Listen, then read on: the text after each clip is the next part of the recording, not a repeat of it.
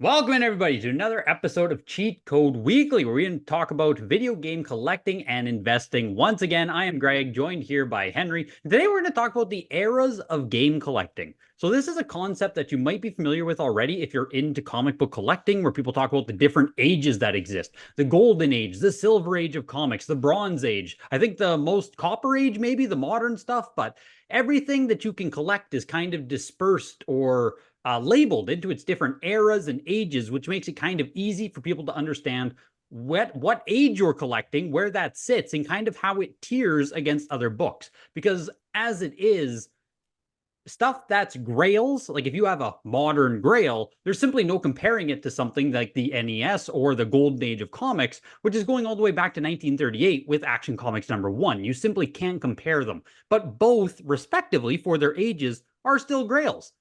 So this is going to be our attempt to do that kind of thing with video games here. Yeah, I mean, for comics, the Golden Age started basically with Action Comics 1, but there clearly were comics and pulp magazines before then. It seems like they don't really name it in comics that age, but it's basically start from Action Comics 1, then it goes to Silver Age where you got like AF-15 with the Spider-Man's first appearance, Fantastic Four, and then Bronze Age starts around like the 70s up to 85, and then Modern Age is basically anything 85 and up until now. So, I mean, like for us, our pre-golden age, we would call it like the prehistoric age. But Basically we're starts dealing with off a with lot like tighter of a band here with games too, because we're talking, it for sure. 1938 going all the way almost 100 years with comics. Yeah. I mean, for us, it's basically starts like home consoles started, but at 1972 with the Magnavox Odyssey. So, what we call prehistoric age is basically anything pre-Golden Age, pre-NES. It goes from 72 to 85. So you start off with the Odyssey, and then you got the Ataris, Commodores, and televisions, Fairchilds. All of those consoles sort of fit in that because they started to get gaming into homes, but it never really popularized it as much as NES has. So you got like the big franchises like Pac-Man, the first appearance of Mario on the Atari 2600. But I mean, by and large, besides like major Grail games like Air Raid or was it Red Sea Crossing, you don't really have too many Atari games go for over five figures. So I think yeah. even four figures for like an Atari game, non-factory sealed, we're just talking like an Atari game, is very Yeah. rare at this point, I think. Like I know you mentioned two of the major grails there, Red Sea Crossing and Air Raid. I think both those games even are well past their prime. Because I just looked up a couple of sale numbers quick. Red Sea Crossing was $14,000 for a cartridge in 2012. It's it's hard to quantify just how much money that is for a video game at the time. I think it was a brand new record. Yeah. And 14,000 in today's price is probably like 50K, because the dollar just keeps Pretty going much though, down. right? It It's really just it's is. really hard to even. And then Air Raid still in 2023, I guess. I missed this myself. Well, maybe I knew at the time, but an Air Raid cartridge, one of the rarest, most sought after Atari games. I think there's like 16 that exist, 12 that exist. Sold for still to over 10,000 for just a cartridge in 2023. So people are still there for. It's funny. I always called this era pre-Nintendo.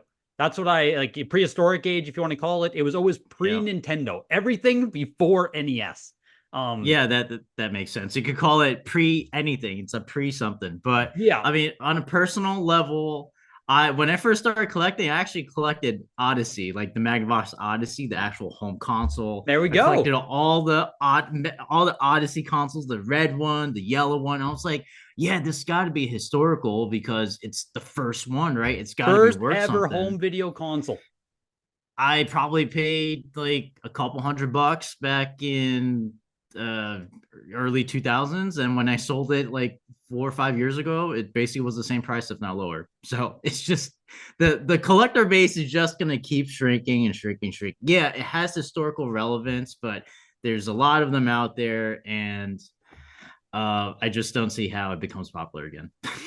Yeah, for pre-Nintendo at this point, E.T., Pac-Man, Adventure, go after these games that are. I think Player One's Ready Player One, the movie, still mentioned like all of those franchises.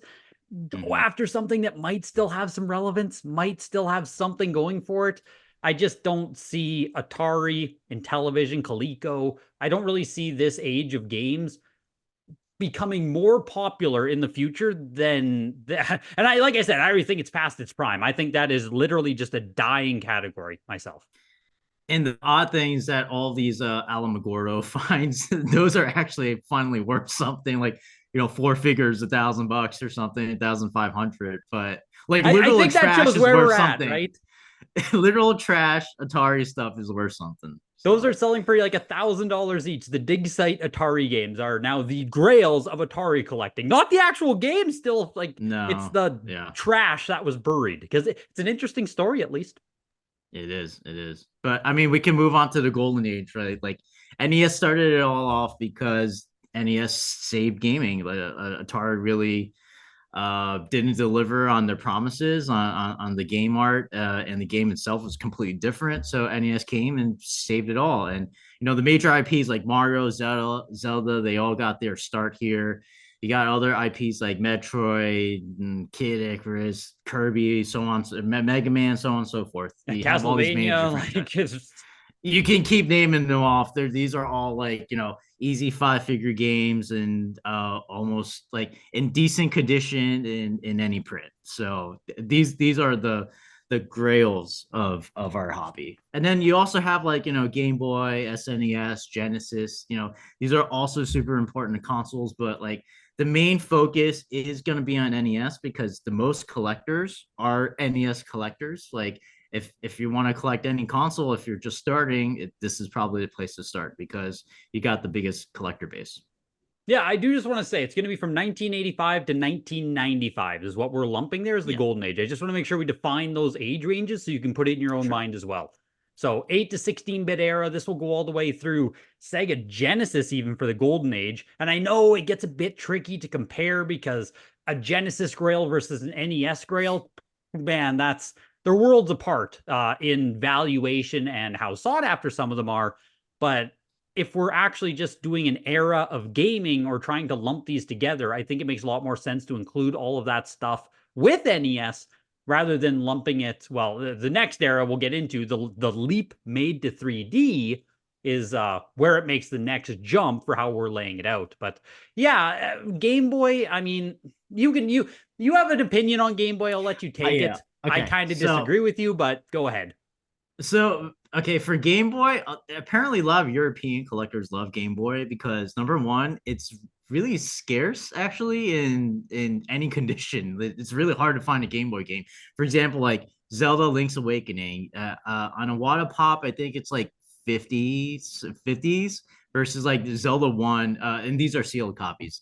And Zelda 1 is right like 220s.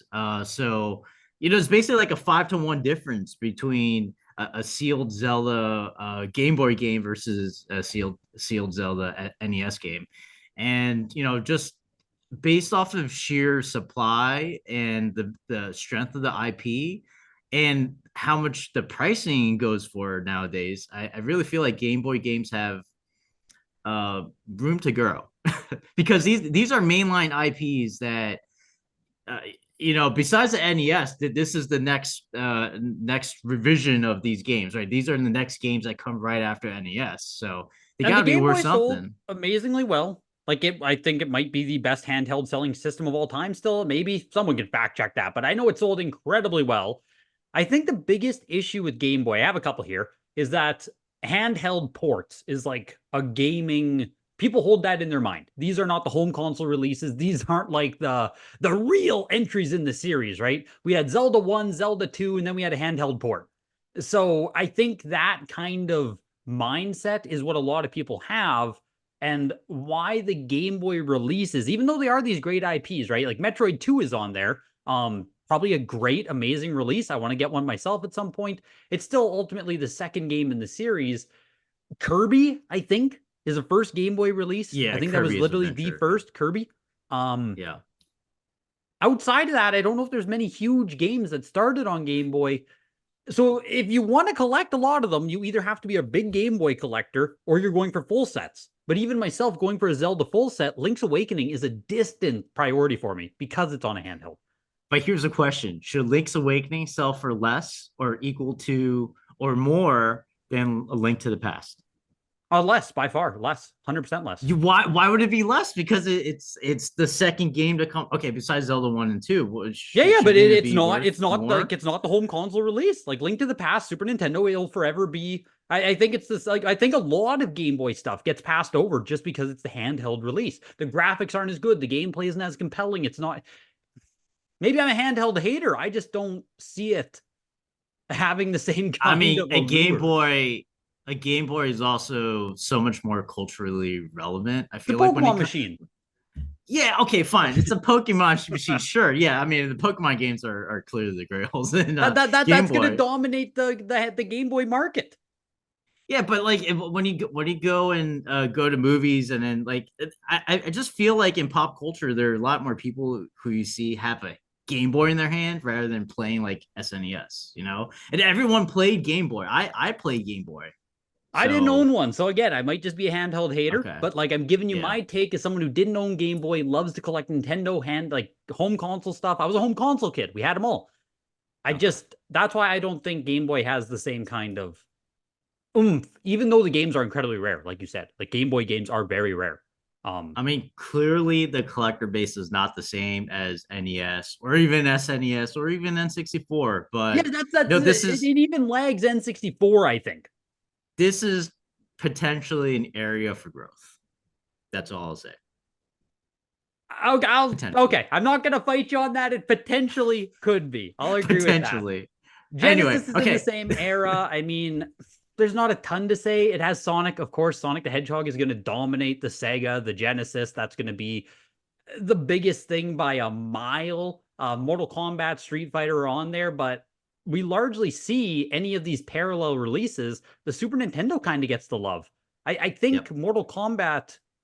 Did it come out first on Genesis, or did it just have the blood? I can't remember which it is. I think it had the blood, but even if it did come out first, SNES always outsells Yeah, it probably Genesis. still doesn't matter to be honest. Yeah. So Genesis is hard. It has a lot of really cool IPs that exist on the Genesis. There's a lot of really cool standalone games on there, but you're arguing it just Sega isn't what Sega needs to be, but it is that same generation. So your Mushas and your Crusader of Sentis, they're gonna be considering with our list, those would be Golden Age Grails still.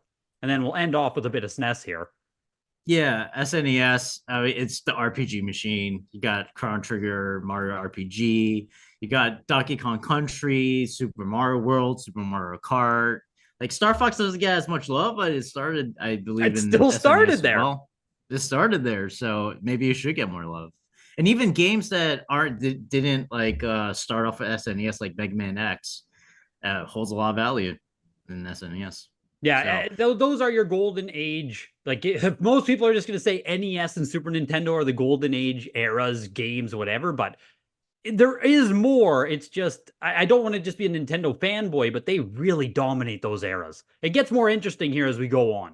So yeah, coming off of the golden age, we'll enter into silver age. This will be 1995 to the start of the N64 years, or to the end of the N64 years. Sorry, but before GameCube. So about 2000, 2001 in there. I know some N64 games were coming out late. Same with PS1. It had late releases. So PS1, N64, that era of games. Coming off the 8 to 16-bit era and entering into the 3D era. Your first, got a little bit of a glimpse into the modern here. And yeah. Sony entered in the top N64 games, which is really interesting, have outsold a lot of the top SNES games, even though they come first. Mario Kart 64 is a prime example against Super Mario Kart, where during the boom, man, we saw like Mario Kart 64 get up to the point of, I think it was like $100,000. Now, I know that price is stupid, ridiculous, but the main point is Mario Kart 64 was outselling something like Super Mario Kart by a mile. Why? What's up with that? I think people believe that a Mario Kart 64 is actually a better game, and it probably is. But you know, for us, even like in comics, and for us, first appearances should matter, right? Like it started in SNES, so don't know why it outsells it, and a lot of N64 games do outsell SNES games. Like you know, got Super Mario 64 and Zelda OOT and Smash Bros. So there's a lot of big IPs that started in N64. I get the love for it, and it's also easier to set collect for because I believe there's a lot less titles for it than like SNES, or definitely a lot less than NES. But Do you think that uh, ultimately hurts like SNES specifically? Because there is, I think, what, 700 games on it versus N64 having 300. So we see a much more centralized N64 collecting. Absolutely, yeah. Especially from a non-graded game collecting perspective. It's just like it seems like the goal is attainable. Oh, I only have to get 300 instead of 700, or like God forbid you try for PS1 or PS2, where literally thousands of shovelware games.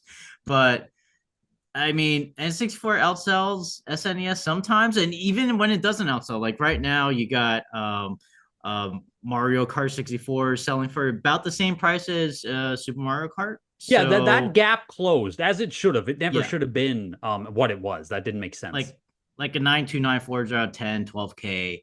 But the argument should be that, original Mario Kart should be more. And why isn't it more? Why is it the same? I don't know. Yeah, I agree. Yeah, that's where I'm at as well with that. N64 also, you got your good games like Snowboard Kids, Chameleon Twist. There's cult classics on the console, but your biggest ones are your Smash, your Mario 64, your Ocarina of Time. You guys know the Silver Age grails there for Nintendo. But this enters PlayStation 1. And when Sony enters here, man, we get, like, I think PS1 collecting is honestly undervalued and a little bit underappreciated, I guess, with you and Game Boy here. There are reasons we have jewel case, long boxes versus cardboard. There's a lot more higher grade Sony, but like, man, we got Tomb Raider on here. We got Tony Hawk's Pro Skater, Silent Hill, Resident Evil, Twisted Metal, Crash, Spyro, Gran Turismo. There are so many franchises Bangers that started all on over. Sony, PS1. I didn't even say Metal Gear Solid. Like Symphony of the Night is the #1 game. Final Fantasy VII, some of the greatest games ever made. Like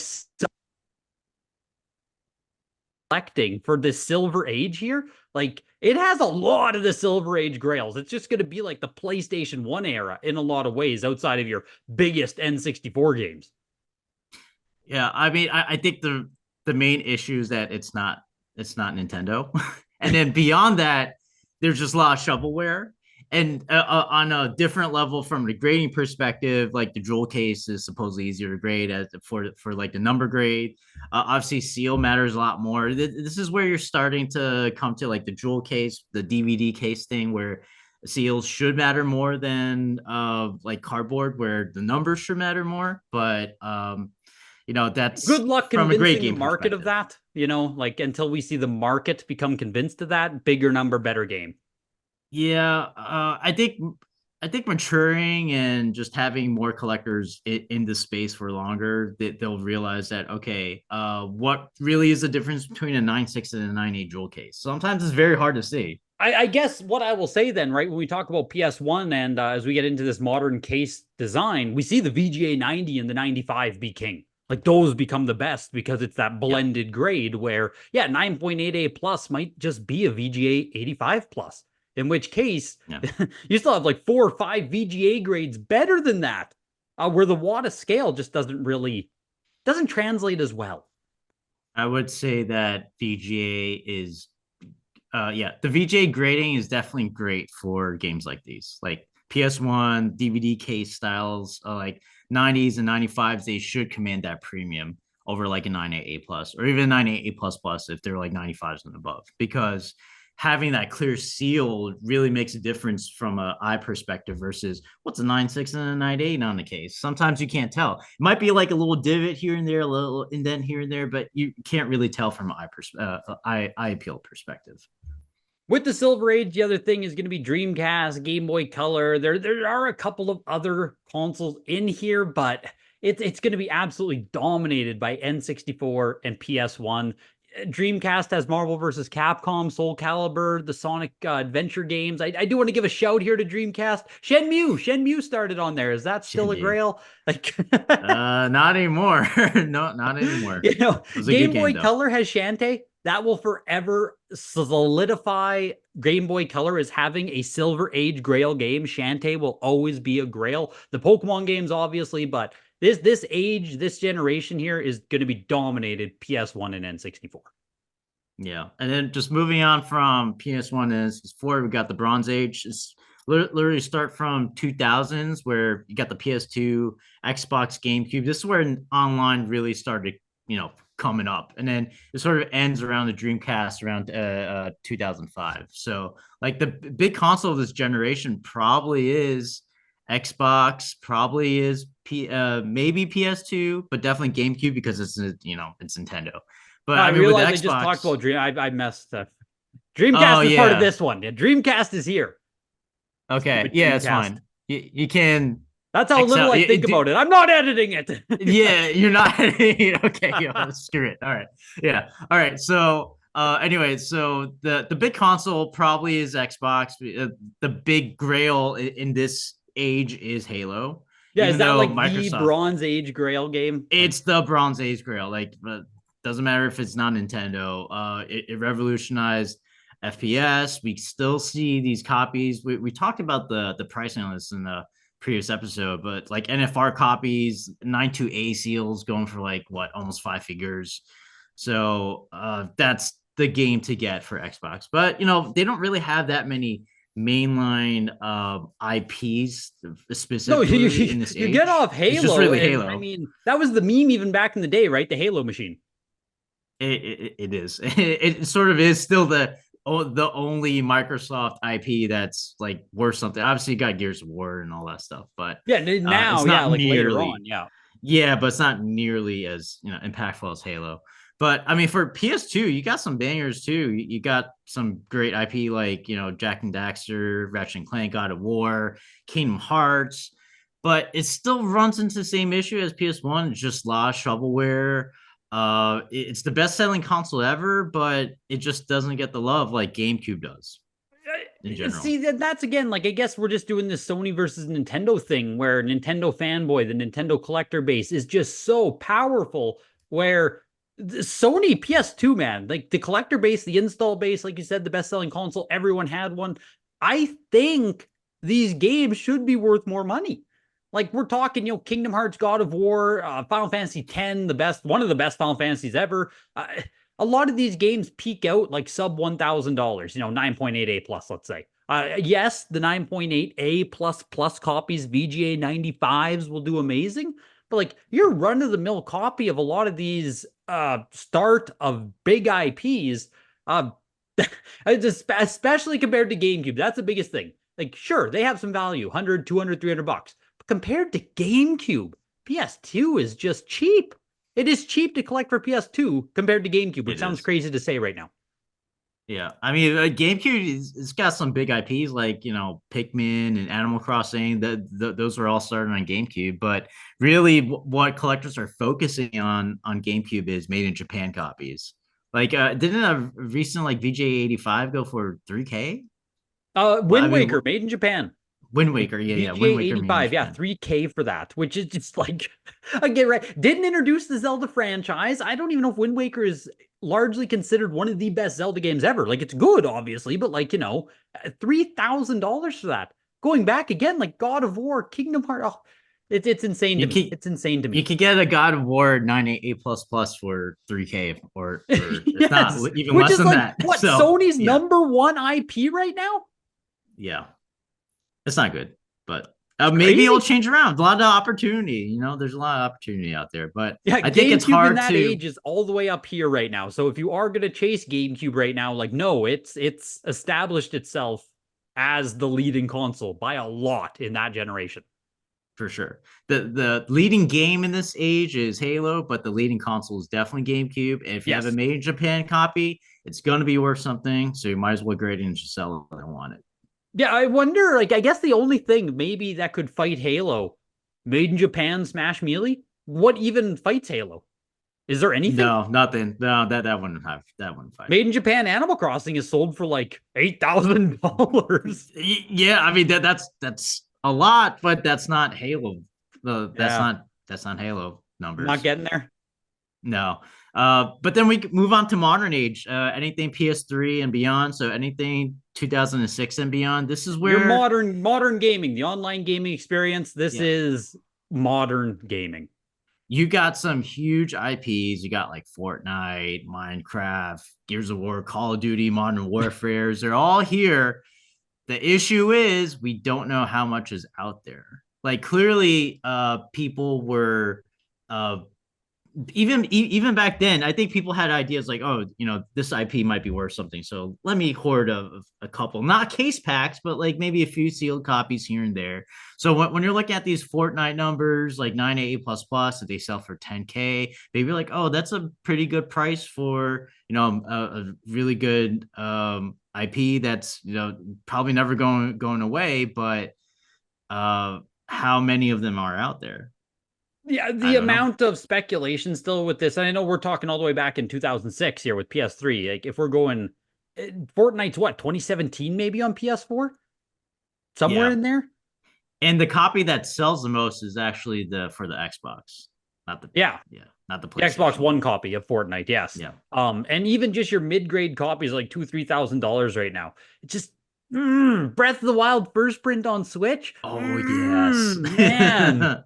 95 plus though, but 12K for that. That's hefty, The hefty. modern age has a lot of potential here. Like there's so much good introduced in this era. It's just if you're going to be chasing after this, you have to accept the risks of paying thousands of dollars for these games where this is the least established age, of course, right? And we're going to the most recent here. We don't know supply. We just don't know enough to be careful. Be careful with that. You can't feel, yeah, I wouldn't be spending like high five figures for any one of these games. If you see like a nice raw copy that you want to grade for a couple thousand, like it's like Fortnite, that might be worth the gamble. But I wouldn't be paying like 20, $30,000 for a Fortnite when I know people have these hoarded. Yeah, They yeah, might not be case packs, but they you are hoarded. literally, yes, right? Like, Yeah, what they're was it? hoarded. Call of Duty Modern Warfare recently, like recently is in last year, I think. Was like 30, 40, 50,000 for the 9.88 plus It was plus. 50, yeah, over 50K. I just don't like there's someone bidding against that person, right? If you tell me there's one person out there who's going to do that, okay. Like who's bidding against that? What? I And don't know, man. then It and seems then crazy for to me. Modern Warfare, the 988 plus plus, I think it was this year on eBay sold for 8 9K. It So makes that might more be the sense real to me. price. Yeah, that might be the real price. Makes more Not sense, 50K. but even still, okay. So so okay, $10,000 for Modern Warfare is a good price. Is it? Is it? I mean, it's better than 50, right? It's It's like better than freaking Super 50. Mario Kart pricing, just to like take it all the way back there. Like we're oh man, I don't know. It's Okay, so yeah, it is speculative when you put it that way. it's But just I mean, right. it's just it's just like Pokemon cards though. People want the modern stuff. People want something to uh like connect with now. Like Mario Kart, yeah, sure, it's still a super popular. People still play Mario Kart 8, but like seeing an SNES copy and those type of graphics, I guess people just don't It's not connect in your with it. mind. It's not here and now. It's not. Yeah. It's not right now. I guess. It's crazy to me. Pokemon. Oh, the modern Yo, Pokemon. graded games are cheap. Start buying anyway. Yeah, yeah. That's me pumping. But speaking of great IPs, Last of Us, supposedly part two is coming out in April, and that's the game that we're going to talk about. Yes. Came out Buy, for the sell, hold. The PS3. Last of Us on PS3. Take it away. Yeah. Yeah, so about it got about like 300 in total population, but you really want the a Foster City address. That's like the first Has print. to be first print. If you're Has buying to be. it has to be. If you're buying The Last of Us, and it's not a first print. Like that is, it's going to be junk. Yeah, it's about 130 copies of that. 29 of them are 9.8s, and there's only one 988 plus plus. Surprising, but That's kind of on the crazy. yeah, and VJ pop reports are really low on it too. Like Foster City address, there's only a couple of VJ 90s, and the top pop is 90 plus, and only one of them. That doesn't surprise me just because Last of Us was like this big release. It didn't have the thing with these games is like it's not a known first print revision until it is. Like, you know what I mean? The revisions have to Yeah, exist first. Then it's like, oh my God, yeah. that's a first print. I'm not surprised if The Last of Us wasn't speculated much. Yeah. And I mean, recently 988 plus Foster City copy on eBay, you said sold for around $550. That seems pretty good price for a big IP that has a bunch of things going on for it, right? What do you This think about game it? price has been crushed over the past year. because I think I released even a short YouTube video. This might be late 2023. I sold the 9.88 plus for like $1,300, which like I think that was too much back when it was over $1,000. So 9.88 plus made no sense to me. Yes, it's a great game. Yes, there's rarity with Foster City, but it was new. It was a new known thing. You know what I mean? People were like, "Oh my God, Foster City. Oh, hey, I have one of those. Submit for grading."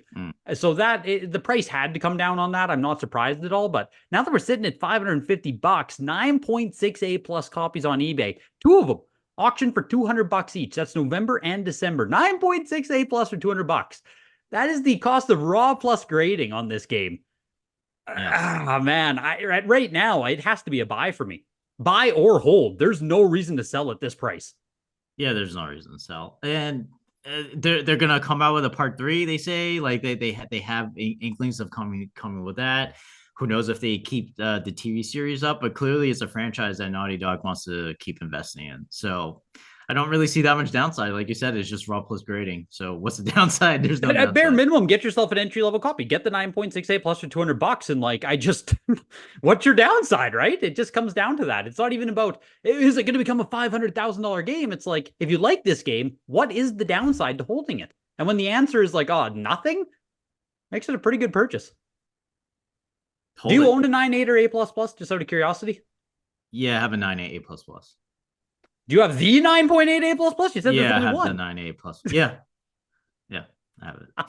Why don't you tell me these things? I actually like that IP, so I'm gonna keep it. There's like unless if it goes to some stupid price, unless when did you get it?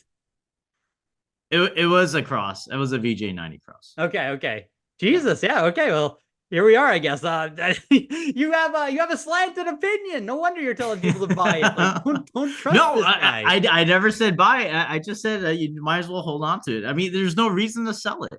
No, I don't think you'd like. What would the 9.8 A plus plus go for? Do you think 1,000 maybe? I'm not selling it at that. Yeah, like I don't think it blows up at auction. I don't think we're looking at like $7,000, $8,000, $9,000. So it brings me more joy in my collection. 100%. That's cool, dude. Jesus, I need to get myself. Damn, damn, dude. You should get the $500 one, man. I should. Yeah. But that'll do it for this week's episode. Make sure to leave some comments down below. Let us know what you think about these ages and breaking it out into these eras and ages of gaming. Obviously, it's a little bit messy. It's going to be a bit messy, but this is our best chance or our best attempt at doing it. So definitely curious to hear your thoughts. Make sure to like, comment, and we will see you guys in the next episode.